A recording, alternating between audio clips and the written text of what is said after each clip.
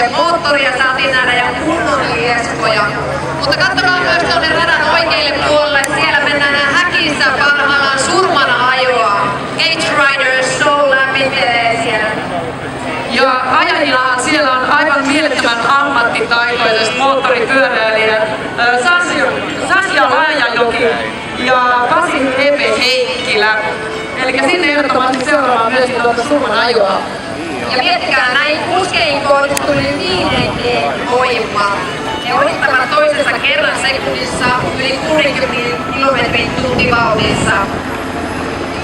Ja todennäköisesti tänään nähdään myöskin Nita tuolla kyseisessä häkissä. Joo, mun on tarkoitus mennä seisomaan senkin. Katsotaan miten käy. Hyvin siinä kuule käy. Mä oon itse asiassa kerran ollut siellä ja täytyy sanoa, että pikkasen jännitti, mutta hengissä tuli pois. Kyllä sulle ei käy yhtään sen huono, niin toivotaan näin. Hei, nyt katse takaisin radalle. Joo, siellä tulee lisää autoja parhaillaan. Elikkä siellä löytyy muun muassa Nissan ja sieltä semmonen Juhani talon omissa autot, siitä vähän noita hevosvoimia. 700 heppoa löytyy sieltä Nissan GT sisältä. Ei paha. Kävisikö? Kävis mikään tee. Huomaamassa sieltä.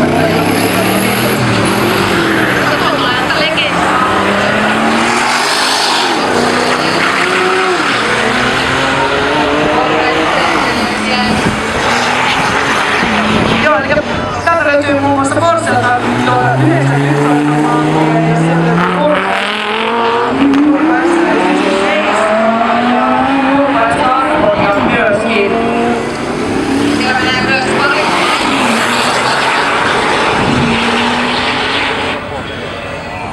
Ja autojen perässä ATV, sitten tulee prätkää,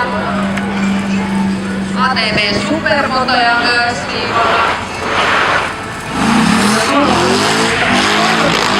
Muun muassa voidaan Corvette Z06 tuollaisella oranssiharmaalla maalauksella. Siellä hevosvoimia muun muassa 650. Ja kiihtyvyyskin on ihan näppärä 3,5 sekuntia.